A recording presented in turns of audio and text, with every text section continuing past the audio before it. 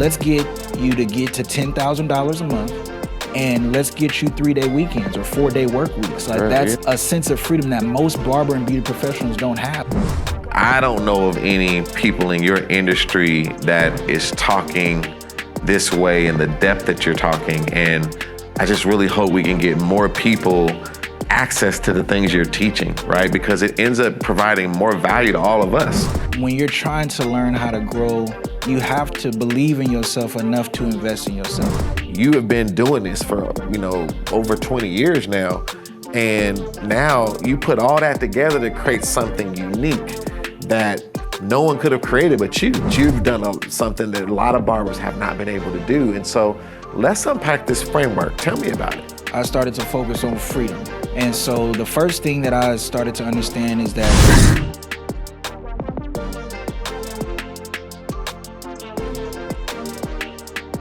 one of the biggest industries we know of in the world is the service industry. Now, we have many companies that provide products, but what will we do without services? The challenge is when we think about service, it's always an issue of how we exchange our time to make money. If you are a service provider, you always are trying to give your service in the capsule of time. This trap has caused so many people to struggle and never be able to create true freedom and wealth. Today, we're going to unpack why there's so many things we need to think about as service providers to make sure we can truly break free and have a life we can live on our terms. Today, I have with me Mr. Bradford Kelly, the founder and CEO of Another Level of Barbering, and many times called the Business Minded Barber. Bradford, it is great to have you. Welcome to the show. Thank you for having me. I'm happy to be here. That was a great introduction. Well, thank you. Thank you. Well, listen, I want you to make yourself at home, and it's such a pleasure to have you here. And I want to give you a shout out right now before we even get going. You've been cutting my hair now for how long has it been? Since 2008. Since 2008. So 2008. Yeah. So I don't know, that's almost 15, 16, 20, I don't know. 16 years? 16, 17 years. 16, Okay, yeah.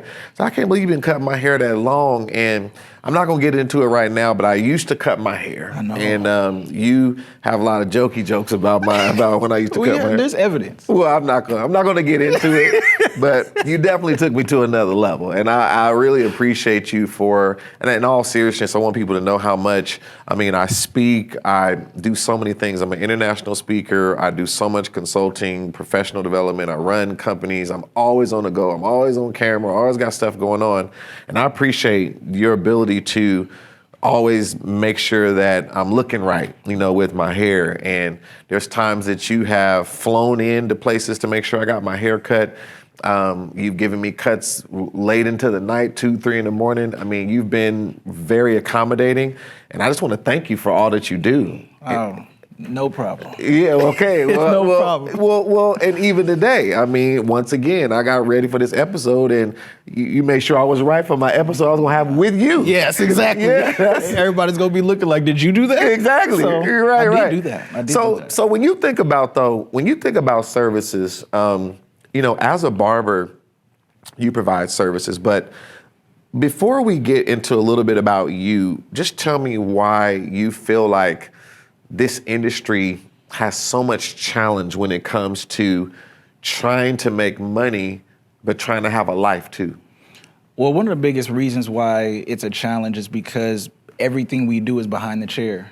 How we make money is all due to us providing the service, and how fast you can do the service or how well you can do the service all depends on the time that you give to do it. So as we are trying to grow in the industry, get more money, that means we are going to take more clients. The more clients we take, that means we have to give more time. The more time that we give, the more money we make, but then we can't live the life that we want because we don't have no time to do it. Right. So that's the biggest issue. Yeah. And that's so true for so many people, whether it's in the industry of barbering or cosmetology, or someone has got an accounting firm, or they're doing a car wash or whatever it is, it still is that same struggle. Now, one thing that, before we get into some of the just powerful things that you're doing, and I'm so excited to have you here because I feel like you're doing something that is so powerful, especially for an industry like barbering, where it's just been, riddled with this problem of being trapped. Yeah. And so if it can be done there, the reason I want to talk to you is because,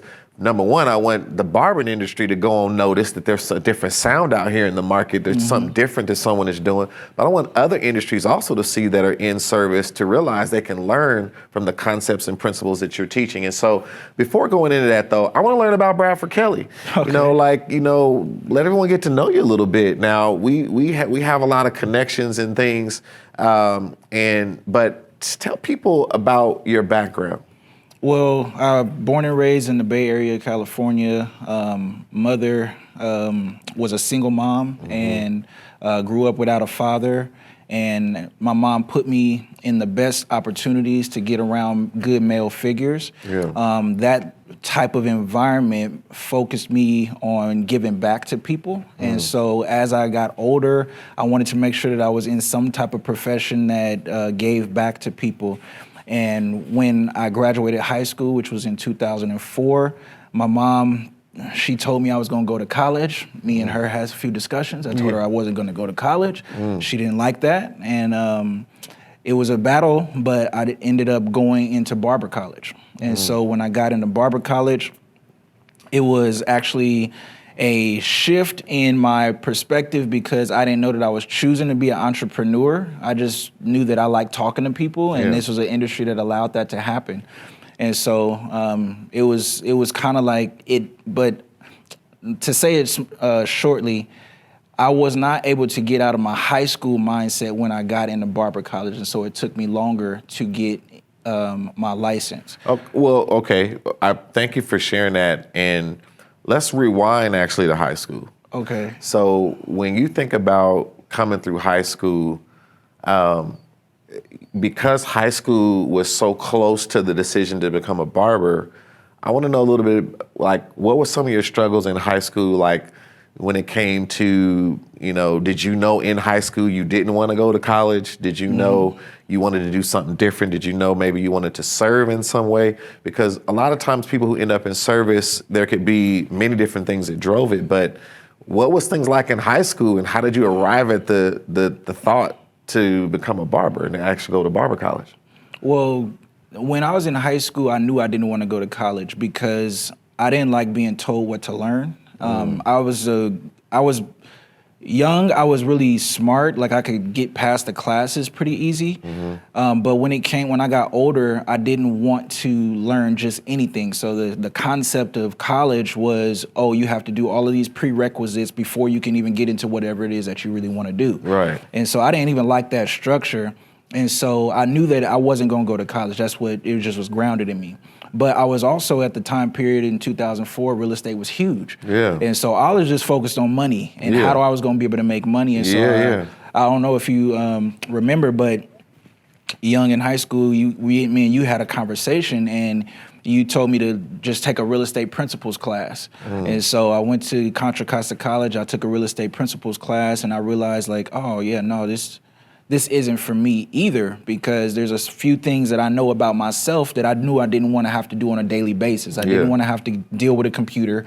I didn't want to have to see the same exact people every single day. I didn't want to have to be inside of a system that would cap my income. I didn't want that. I didn't want you to tell me I couldn't work overtime if I wanted to. I didn't want you to tell me that I can't have a raise because I felt like I needed it. I didn't want none of that. So when I got into the real estate class, I realized this particular path is not for me. I don't know what I'm gonna do, but I'm about to figure something out. My cousin happened to be in barber college. I asked him, hey, can I go to barber college with you? And he was just like, I guess. And so I was like, all right, cool. I'm gonna just try it until I figure out what I'm gonna do. And so that's really how I got into the barbering space. It was on a fluke, but it matched everything that I saw that I wanted out of anything that I was gonna do on a daily basis. Yeah, that is very, very powerful. And I remember your journey and kind of watching you as a young man. I had the privilege of watching you and, trying to figure it out. I don't remember telling you to go to study on real estate. You must have asked me something, and I was trying to help you get more knowledge and see if you would do the footwork. And it sounds like you did, which the whole point of deciding, finding out what you want to do is to explore things and to knock on doors and to see what's out there. And so when did it register with you that you wanted to go deep into this? Like, it wasn't like you did the real estate stuff for a minute, you saw it wasn't it. Now you go to barber college, you get into barbering, but when did you say, okay, I want to be a barber for real? The thing that made me know that I wanted to be a barber was the benefits of barbering outside of the service. So when you think about being a barber, you get a chance to build a lot of relationships. That's something that was always huge for me, seeing as I was, my mom was single, and then I was her only child. Yeah. And so I had no brothers, no sisters in the house, and so it's always been something where I valued relationships. Okay. And so when I got to be in the barber college, I started seeing how I could always talk to different people. Yeah. So remember, I didn't want to always talk to the same people every day. See Jack, Jill, John, and Jane, and just always them. Yeah. I wanted to always have new people that I saw on a daily basis, and so barbering allowed that. So before you keep going, because this is really interesting to me, because I know there's a lot of people who are because college has its place, and if anything, you can leverage college to learn how to study, learn how to do research, a lot of different things. But it has its downfalls too, and sometimes people are trying to teach you what to think instead of how to think, and how to think is more important because you can use that. And then there's people who would just seem like they were more built for a trade, and it's interesting to me that as a young person, you thought that deeply about not wanting to see the same people every day and wanting the connection between your personal life as an only child, realizing that I want to meet people all the time. So you thought about this, right? Like you really thought that deeply about the type of job you wanted. Yeah, I think that anytime somebody's going to choose anything that they're going to do, they have to learn how to get happiness out of it outside of the money that they're going to be able to make. Oh, that's good. Because if you don't, then you'll build or you'll be in something that you truly don't, it's not feeding who you are as a person. Right. And in my personal life, I feel like peace is way more valuable than profit. So I just tried to choose something that I knew I would be able to have peace in as I continued to grow, whatever that was going to be. Yeah, I really like that. So when you think about then now, let's fast forward a little bit. So going into barbering, and as you start to really build a career in barbering, now I know that when the barbering industry has been through a lot of changes, and every industry kind of adjusts. But what was the industry like when you arrived? What was it like? What was going on? What was it like? It was not it wasn't as popular as it is right now. Like back in 2005 when I got into barber college, got my license in 2007, at that time period, barbering and even probably cosmetology, but for sure barbering was a job for people that didn't have nothing else to do. You didn't get out of high school and like, oh, I want to be a barber. Right. It wasn't that kind of profession. It was more of like, oh, you got in prison and you can't get another job, so you should probably be a barber. Right. And so in that space, or in that time period, that's why my mom didn't look at it in a positive light. Different people that I even respected and loved, they didn't look at it in a positive light. And I kind of had to like press past that because I knew it was something that I was going to enjoy. And at that time, barbering was just a hard-working industry. You just go in there and you just grind it out, and you just focus on doing as much as you can so that you can get paid, and the faster you are, the better your money you're gonna make. And so that's the environment that I got in. But it wasn't cool like it is now. People wasn't coming out of high school saying, oh, I wanna be a barber, but it was something that I was attracted to. Yeah. And so again, you coming in to the industry, the industry maybe is a little bit different in terms of the makeup of the people or what you might see in a barber shop even, the atmosphere, maybe the language, the music. Suites wasn't popular. Yeah, the barbershop environment was heavily based on the movie Barbershop. Yeah. That probably made it more popular, huh? It definitely did. Yeah. But the community feel in barbering is what is one of the foundation stones in the space. And so as I got into it, that's what I was aware of. But it was just very negative. Like if you were a positive person, the barbershop environment was not like, you don't see moms run into the barbershop so that their kids can enjoy themselves. Like you didn't see that. It was a hurry up, get in there, get out. Because it was hip hop based. It was, like I said, people from impoverished situations just trying to make it work. Those were the professionals in that space. So it didn't have no rules, no regulations. It was just unfiltered when it came to professionalism. It wasn't the best. Well, so speaking of professionalism, I remember at a point there's an area where some of my businesses and what you were doing in growth connected and connected to each other. Because I remember we were looking for someone that could do barbering in my company, Javance, at the time, where we were having all kind of hairstylists and different services we were providing. And then you came into an environment where like you were the only barber. It was all women and stylists, and we had estheticians and all of this. And I remember not knowing how that was going to work out, but you also had a chance to come into a very professional environment in terms of what we had created at Javance. Tell me a little bit about that part of your journey and getting exposed maybe to a different environment, but you still are trying to build and grow as a barber. That's one of the most precious moments in my history, is being able to come and work at the Javance team.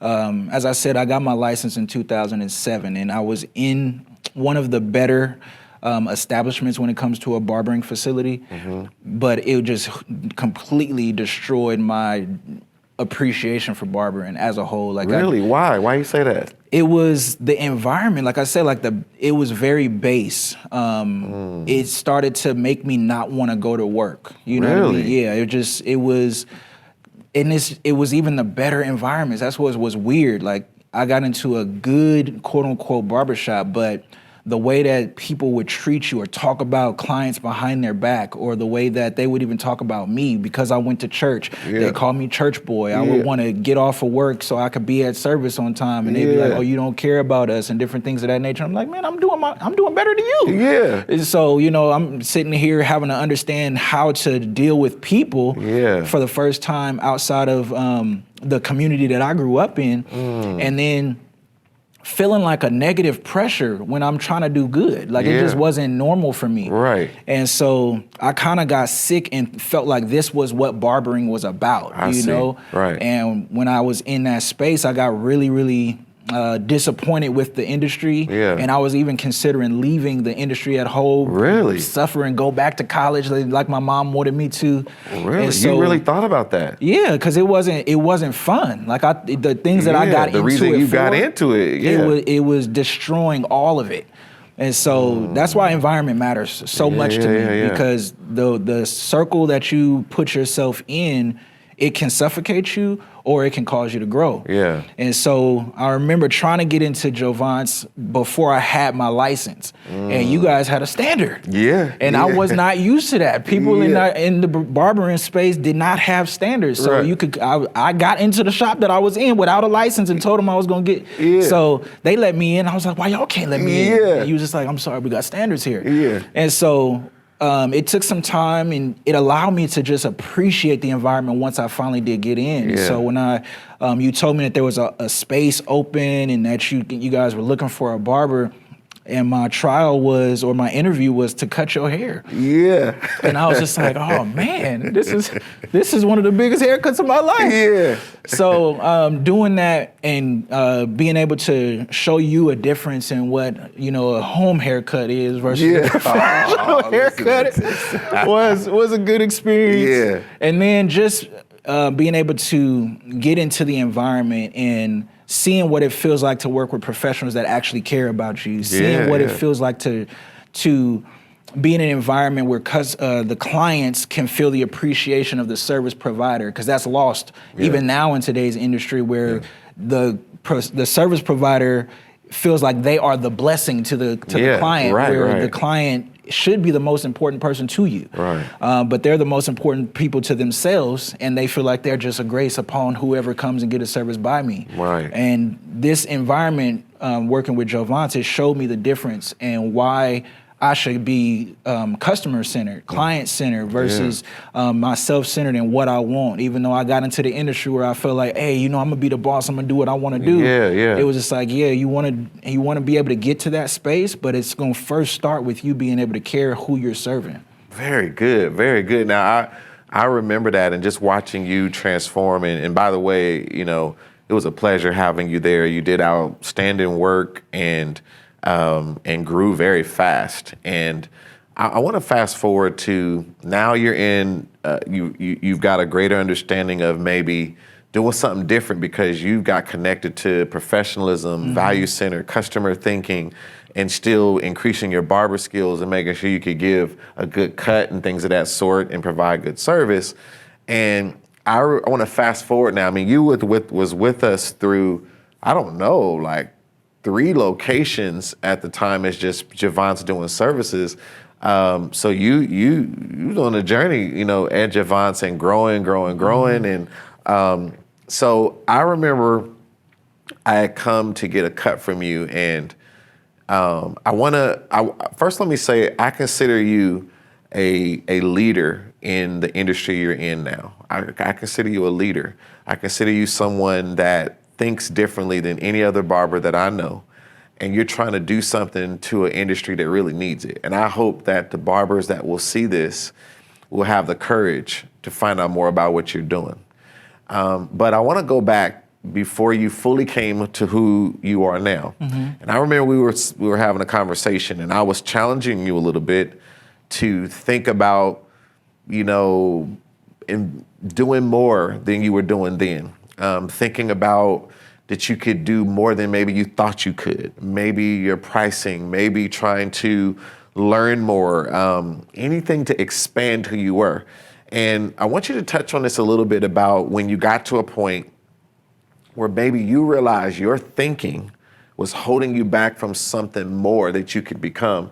Because I know there's people that's gonna see this as service providers and barbers who maybe, before we get into some things some gems that I know you're gonna drop for everyone, I want them to understand what you came through, because some things you might say, they might think, well, that's something special about you. But talk about how your thinking used to be and some of the epiphanies that caused you to start thinking differently. Yeah, okay.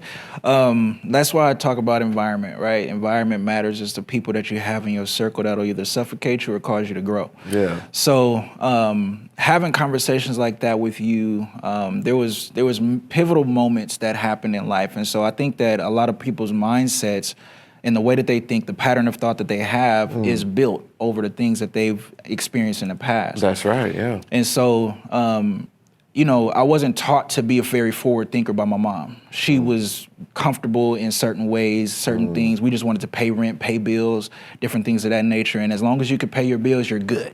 And so I had that logic. And so when I got into the industry and fast forwarded, moving into Jovan's, and you started to trigger my mind to think higher, it was even harder. You could probably remember this. It was hard for me to even raise prices. Yeah, I remember, because I felt like raising prices was going to lose clientele. I felt like me trying to grow was going to lose who I had. And so it wasn't until some certain things happened in life where I was forced to grow that made it very apparent that if I don't grow, I'm dying. I didn't even know it.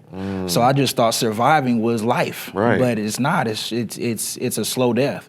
And so when I met my lovely wife in 2013, we dated and we got married in 2014. So what was crazy was my thought process was that when I got married, that means 2 incomes meant less bills. For some reason, that was my logic. And so when I got married, the bills doubled. So I'm used to everything split in half because I had roommates and stuff like that. And then when I got married, everything doubled. And so when everything doubled, it made me look at my money different because I was good by myself. And so then On top of that, my aunt got diagnosed with Alzheimer's. She couldn't take care of herself. I had to start to support her. Yeah. So this was all in 2014. Got married, bills doubled, and I had to take care of my aunt now. This was the point in which I knew that I wasn't doing enough, I wasn't being enough, I wasn't who I needed to be to even live the life that I had, let alone the life that I wanted. Wow, and before you keep going with this is really good. I want you to finish unpacking what you're saying in that, and I want to share too that, I mean, I had a bird's eye view because you actually end up marrying my wife's sister. And so that connection and having a close-up view to see like, okay, I watched you go into this, and then I remember when we found out your aunt, was sick, and it seems like even though people can tell you things, sometimes something has to happen to trigger the ability to really embrace that you have to change. Yeah. Do you feel like those situations actually end up being a positive thing for you in terms of getting you to tip over into a change you needed to make? Absolutely. Without those things, I would have stayed in my comfort zone. I would not have been able to grow if I didn't see the need of responsibility, if I didn't see that if I don't change, everything is going to go bad. So that was, that was a really powerful year. But if I had those moments without the environment, then I would have been in a worse situation because I would not have even known how to start to think like, oh, what do I need to do? Yeah. I would have just been stuck, which is a lot of people's situations where they feel like they're in a situation where they're stuck and they can't get out. They're in a prison and they don't know it. Yeah. And so until they try and get free or they try and do something to grow, and it's just like, oh man, I'm stuck. Yeah. And so that's kind of what happened in the year 2014. And so moving on from that, after that moment happened, I remember looking into education. I knew that I needed to expand my mind based on conversation that I've had with you and either other clients that, that's one of the blessings about being a barber or any service provider. A lot of times you build relationships with people you would have never thought you could have. Yeah. And so here I am, I'm cutting business professionals, I'm cutting people that do taxes, I'm cutting people that all have all different types of relationships. And they all planted different seeds. And so I started to ask questions about what I should be doing. How could I get better? And one of the things was, have you ever studied business? And I was like, nah, I'm a barber. Like, for what? Why would I even think about business? But business has a lot to do with understanding strategy, understanding how to do what you're doing so that you could become more efficient, make more money, and spend less time behind the chair or spend less time physically doing whatever it is you're doing. Business is supposed to be a vehicle for freedom. Right. But my business had become a prison and I felt stuck and trapped. Wow. So when you think about the business becoming a vehicle is something I can get inside of and I could go wherever I want. Or if someone unfortunately is getting arrested and they're getting put in the back seat and there's no way to open the door, it becomes a prison, right? So depends on how the car is being used in terms of if it creates freedom or if it's something that's actually feel like you're going somewhere you shouldn't be going. And I want to go back for a minute though, and you made a statement earlier about your mom. And your mom was a real special woman, and I really, grown to love and respect her. And I know she had went through some sickness. And one thing that in our lives, I like how you talked about you watched her approach to money and bills, and that had an effect on you. Do you feel like, as you begin to go through things with your mom, or maybe just talk about that a little bit if you don't mind, because it's interesting to me that, for to see how your thinking has went beyond maybe everything you saw, because your mom took you as far as she could. She did what she could. She did everything she knew, and she took care of you and got you where you are. When you think about now what you've been exposed to, and no doubt, if she could see you today, what are some things that you think about with regard to your mom? My mom, she will always be special to me. She was one of the ones that supported my foundation, right? Yeah. She made space inside of the garage so that I could cut hair when I didn't have a license and I was trying to go through barber college and just get my skills up. Yeah. She allowed that to happen. But she was not exposed to the different things that would allow me to expand my mind. She just focused on what I could do with my body. Right. And so she just wanted to open those doors as much as she could. Yeah.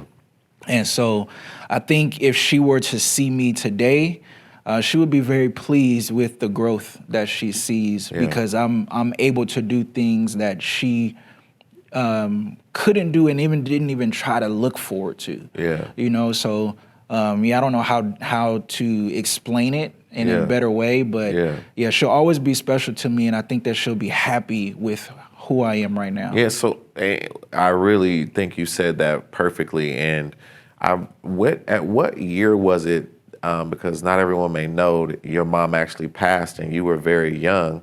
And I happen to know her and feel like she got a reward for the life that she lived. But in this journey, at what point was it that she actually had passed? Well, it's interesting because the last 5 years of her life was the first 5 years of me being a barber. Really? And so, when I got my license in 2007, this is when she got diagnosed with cancer the first time. And so she gave me a lot of peace, though. The first time she got diagnosed, she looked me in my eyes. I was just like, "Are you good?" And she was just like, "The Lord already knows what he just let them find out." And so it gave me a big comfort. So she told me, "Don't worry, don't cry, don't nothing. Just be good and follow my lead," so to speak. And so that gave me a lot of confidence in her, as well as that she was okay. And so my mom was just a very big example because while she's taking chemo, she never took off of work. She just went to work and she kept pressing past the way her body may have felt. Wow. And she focused on what she needed to do so that she could, continuously grow and stay healthy. And so she finally fought that all the way until 2009 or 10. And then she went into remission. And so she went into remission. So everything is good. I'm growing as a barber. I'm different things, doing different things. And then things transitioned and cancer came back in 2000, I believe, 11, like late 2011, it came back. And it came back very aggressive. And so this is the first time that I was realizing that she probably is not going to live through this one. And I began to have different conversations with her, just trying to see how she was feeling, what she was feeling like, and just to see the decline in the natural body. It can be tough.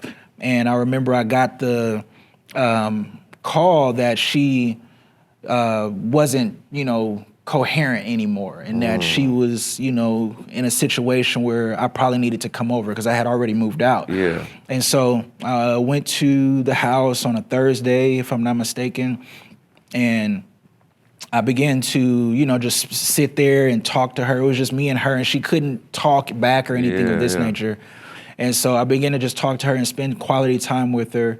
And, on Friday I went to work. I was on my way. No, I was on my way to work, and I think I was able to call you. And when I was able to call you, I just let you know, and you were like, "You don't have to be at work. You can go home. It's okay." And I was just like, "Nah, I should be fine. Like, I'll go back later tonight." And so I'm in work. I'm working, and then I get the call that she passed. Right, and so I'm sitting there at work, and I remember thinking, should I go home? What should I do?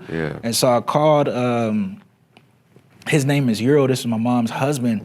And so I called him and I was just like, should I come home? Like, what do you want? And he was just like, there's nothing really that you can do. So you can stay if you want to, or you can come, it's up to you.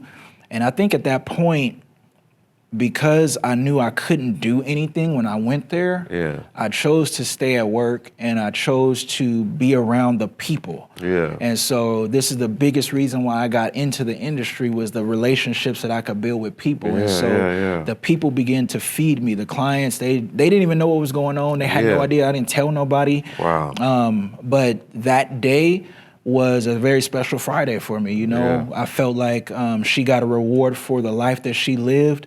And I felt that I was in an environment that could comfort me through the tough times. I had people that cared about me from a professional standpoint, and then just the clientele. I had built a really good clientele, and so the clients that even knew, even some of them were showing support and letting me know that they were praying and different things of that nature. So it's always going to be a fond memory of my relationship to barbering with my mom, because her last 5 years was my first 5 years.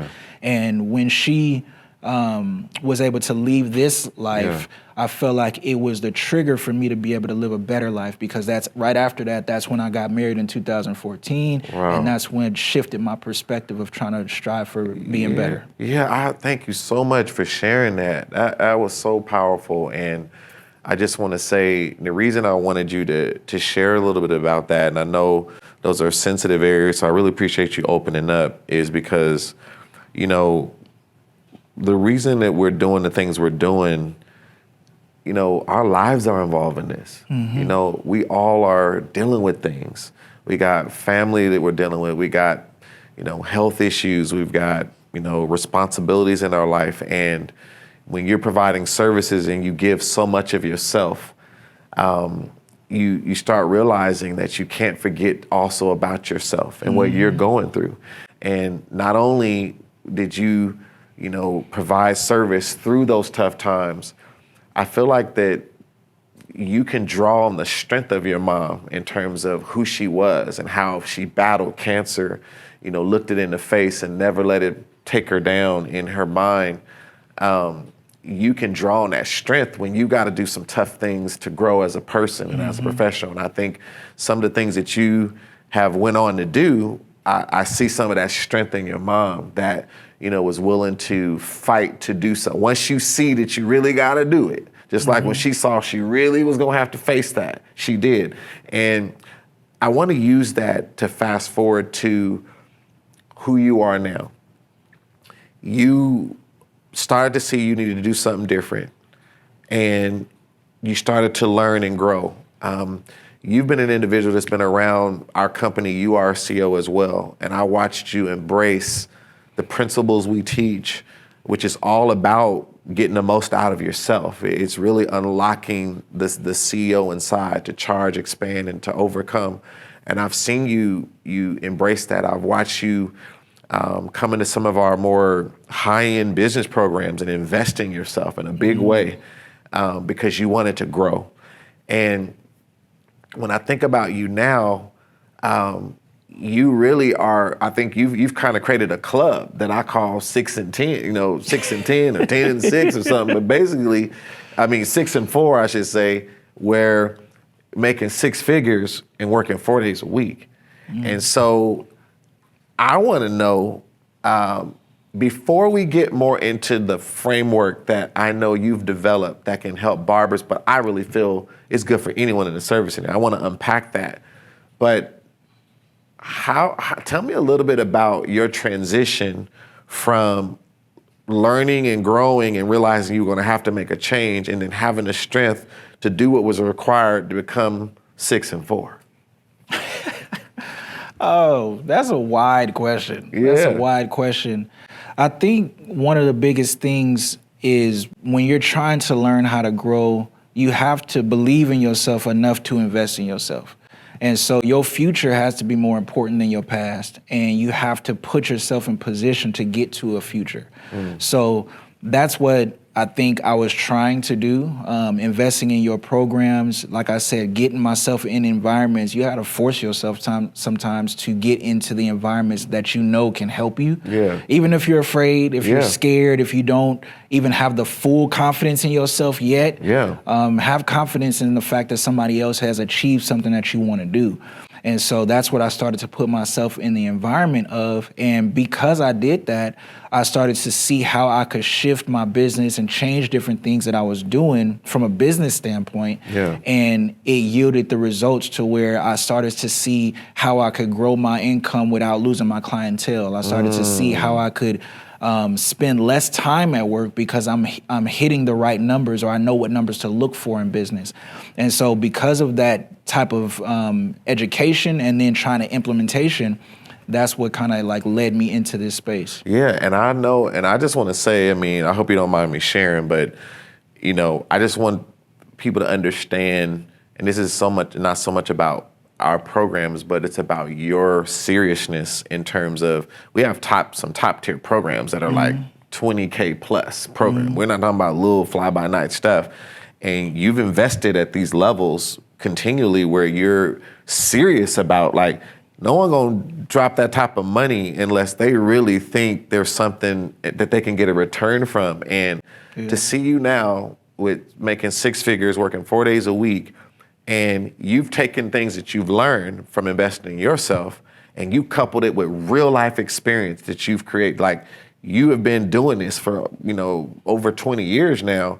And now you put all that together to create something unique that no one could have created but you. And I'm so excited because I feel like everything that you've had access to, sometimes you give and you try to help and you have programs, you put all this stuff together, but people don't really go and do the thing. To see you take this information, start to test and implement, and then couple it with real things that you've learned to create something is so powerful. And so I want to unpack now the framework that you've created that can help barbers also get to this level of freedom that you've created. And I know you don't consider yourself arrived. You're still pressing for more. I know that. But you've done something that a lot of barbers have not been able to do. And so let's unpack this framework. Tell me about it. Okay, so as I said, I started to focus on freedom when I started to shift. And so the first thing that I started to understand is that freedom starts with the word free. And so I built an acronym around the word free. All right. And so the first thing is about focus. And so this is really a lot from my mom, right? Where she started to show me how to focus on what's important in life. Yeah. And when you start to focus on things that's important in life, you can get more out of life. Okay. And so when I think about the barbering industry and what I was trying to do, I noticed that I was focusing on labor, focusing on the work that I wanted to do. Right. And instead, I shifted from the work that I needed to do and focused on the goals that I needed to hit. So I focused on goals like, how do I get freedom with my time? Right. How do I get freedom with money, right? How do I get freedom with my life? How can I do the things that I really want to do? And so once I established these as real focus goals, that allowed me to get into the R of free, which is run, right? And so you run your business according to strategies. You don't run your business on emotions. You don't run your business on the past. You have to run your business according to the strategies that'll get you to the F, which is the freedom goals that you have. And so once you get into those strategies, whether it's around your menu or around the way that you do your pricing or the way that people may book and get on your schedule, then you can get to the first E, which is earn. All right. And you like to earn on automatic. I like to talk about that just because you want to earn in a form of a system. You want to make sure that your systems are set up in a way that allows you to earn easily, earn without you having to make everything so complicated. As service providers and entrepreneurs, we know that we are all hats at all times. And unless you have systems in place so that it can kind of take off some of the hats that you have to wear, you're gonna be picking up the phone call, asking people or telling people, oh, I'm free at this time, can you come here? And you're gonna be, oh, can you come in? People calling, hey, can I get in? Can you squeeze me in? And you gotta deal with all of that. But if you have better systems, then it'll all work for you. And so there's 3 things that you have to pay attention to when it comes to the systems that you have. That's the first thing, is how you're gonna get the clients that you really want. So getting clients. And then you talk about how do you keep the clients that you already have. And then after you keep the clients that you have, how are you gonna get them to spend more money? without losing them. Right. So these are systems that you can kind of have in place, and then that will lead you into being able to elevate, which is the last E. Nice. Okay. And so once you get into the elevate space, after you've already got the goals for freedom, you are able to start to run your business with strategies, you're starting to earn on automatic. Now you can start to elevate your business and learn how to get different streams of income because you have the systems and because your business is kind of running off the strategies and you're focused on your freedom. Now you can start to increase the streams of income that you have coming to you. And this is what will actually get you more freedom, is when you're making money without the labor that's tied to it. You can get out of the prison. Yeah. Let's go back. I want to pull my whiteboard up. That was beautiful. And so you're really saying here then, so you're teaching people what to focus on, because we see what we focus on, right? That's why we put a frame around a picture to say, focus on what's inside. And you're teaching them the things they need to focus on that oftentimes you would never think about as just a traditional barber, right? And then you're saying on the run, they really need to run the right strategies. Is that what you're saying? Yes. It's almost like people say you got to run the play, right? Like you got the play written, but which one should you be running? So you're getting into the strategic thought of how to run the right play specific to your business. And is one of the key goals to get to 6 figures and only working 4 days? Is that the types of strategies you want them to implement that lead them there? Absolutely. Yeah, I think that 10K in 4 days is like the foundation for a freedom, right? It's a benchmark I should use. It's a benchmark for freedom, because freedom is really the moment that your passive income can supersede your mandatory expenses. So once you do that, you're free. Like it doesn't matter how much your expenses are. Once you get passive income to supersede your expenses, you're free. But if you're thinking about the fact that you do want to work, you are behind the chair, what's a good benchmark for you to look for? Well, let's get you to get to $10,000 a month, and let's get you 3-day weekends or 4-day work weeks. Like that's a sense of freedom that most barber and beauty professionals don't have. We are used to spending 10, 12, 15 hours in a day in behind the chair trying to make this money. We're used to spending 5, 6 days behind the chair trying to make the money and then recovering on a Sunday. Hopefully we can sleep in and we do it again this upcoming Monday or Tuesday, because we are tied to the chair for us to make the money. Right. So running the right strategies and having the right goals will start to show you the moment that you can work because you want to, not because you have to, every month, if you know what you're looking for. And then you can understand like, oh, well, if I can work because I want to, not because I have to, because I have these right goals, I'm running the right strategies, it's like, oh, I could take this day off. I don't even have to work. Like I'm realizing that I have more free time than I really am giving myself. But when you don't know what to focus on, you can't see it, like you were saying. And then you don't know what to run, or you don't know what plays to put into your business so that you could even achieve it. Yeah. And I love that what you've done in an industry that I feel really needs it is you've helped to define what freedom looks like.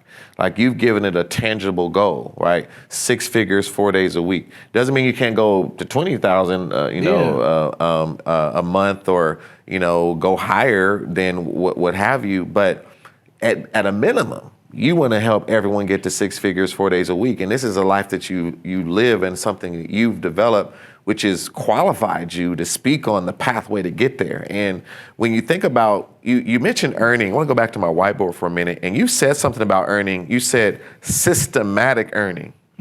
So break that down a little bit. When you say systematic earning, you mentioned different ways a business can grow, but you want it to be something that is continuous, that is happening all the time. You're helping them actually set up a system for earning. Absolutely.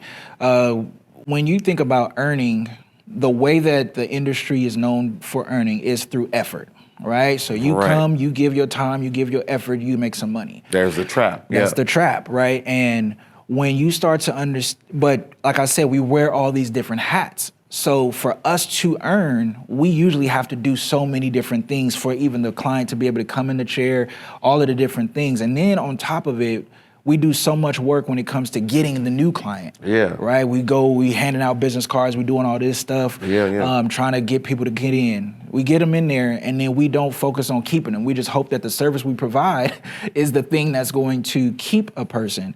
And sometimes that works, but that's a hope-based business versus somebody that actually is building guarantees into their business. Right. And so when you get the right systems, you can actually learn how to increase the communication that increases the relationship that will allow people to stay. Yeah. And then once you get into that space of keeping people and they're staying now, then you have to have a system that will continue the communication that will allow them to learn how to see more value in you. And so once they see more value in you, you are now able to make more money because you are more important. I always try to use the word value and worth and price and cost differently.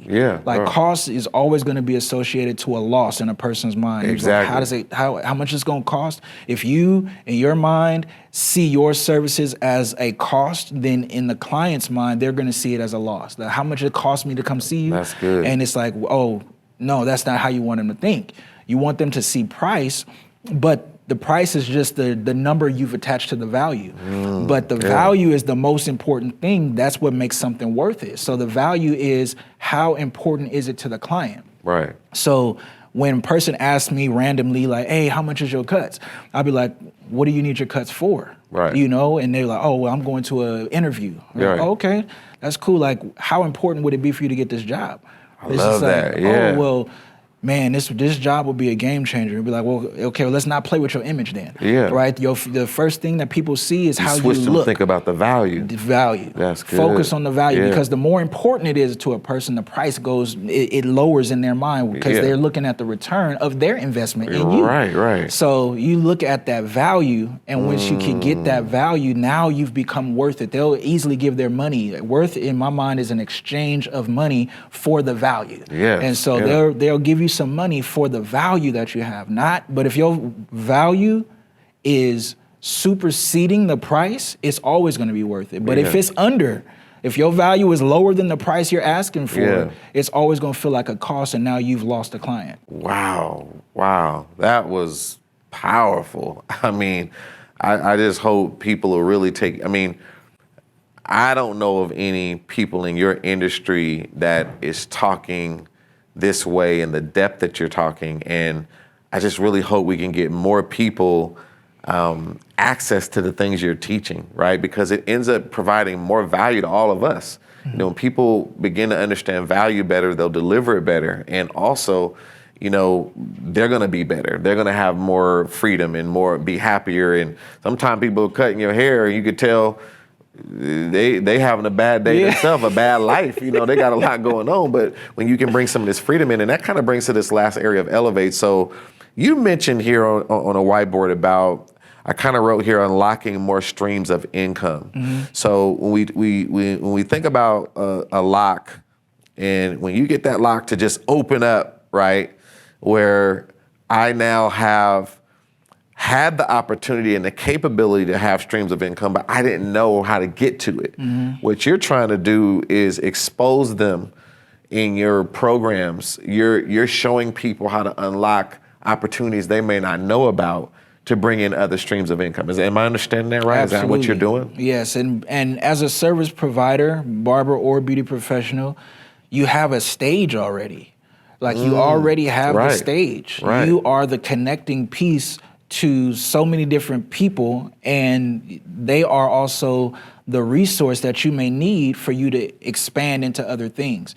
And so using your platform as a barber or beauty professional, you can tap into certain things that will allow you to be a benefit to your clients outside of the chair. You can tap into being able to be more valuable to them away from just the physical things that you can do for their hair. Right. And so when you start to really unlock that, like you said, you really start to elevate first in your mind, because you didn't even think that you could do certain things outside of your hands. Right. But once you get that, then you can say, okay, well, I know how I have systems now in place that are helping me earn on automatic. Right. And once I get all of this taken care of, I can learn how to set different things up online, and it allows me to make more money in different ways that I didn't think that I could do. I just only saw me tied to this chair. Yeah. Well, I wanna thank you for everything that you've shared here today, and this has been just a very, very powerful journey. I appreciate everything that you have, invested in this conversation. And one thing I have to know though, how in the world do people get in contact with you if they want to get more knowledge from you, if they want to learn from you, if they want to reach some of the goals that we've talked about in this episode? How do people contact you? Yeah, one of the easiest ways for you to contact me is by going to barbersforfreedom.com/achieve. So this is where I actually, I hold a free masterclass where I kind of go over the framework that I just shared with you today in a little bit more detail, but it gives people insight into how to do it for themselves. And so that's one easy way that people can get in contact with me is just show up to the event, register, and we'll be able to start a relationship. Other ways is hitting me up on an Instagram at Brad, the Business Minded Barber. And then that site is barbersforfreedom/achieve. Yeah, barbers, the number 4 freedom. Okay. /achieve. All right, the number 4. All right, and I'm sure you're going to break that down. Yeah, it's 4 you strategies. Come to the masterclass. There's 4 strategies that I speak about. All right. Well, thank you so much, Bradford. I really appreciate this. This has been outstanding, and I hope if you are a barber out there, you need to get in touch with the Business Minded Barber. And if you are a service provider out there, you need to understand some of these principles and start thinking different about what you're actually doing. And I just want to say to all of you listening to this, it doesn't matter what industry you're in, it doesn't matter what we do to provide service. There's something that we have to always remember is that time is a finite resource for us. We only have so much of it on earth. Money is infinite. We can lose it and get it again. When we connect these two together, we just put a chain around our money. When we disconnect it, we've allowed money to come into our business and into our life in an infinite way. So we have to learn, even if we're going to provide a service, if we're going to do a particular thing we enjoy, we have to have some way of making sure we disconnect time and money so that all of our work won't be dependent on what we do with our time. And I hope you've seen today that no matter what you've come through, what you've been through, no matter what has hit your life, there's not any limit to what you can do if you start learning how to create the right leverage by knowing what to do and when to do it so that you can truly be free. I'm Michael E. Parker. This is You Are CEO. Make sure you keep charging, expanding, and overcoming as you strive for the ultimate freedom. Until next time, God bless.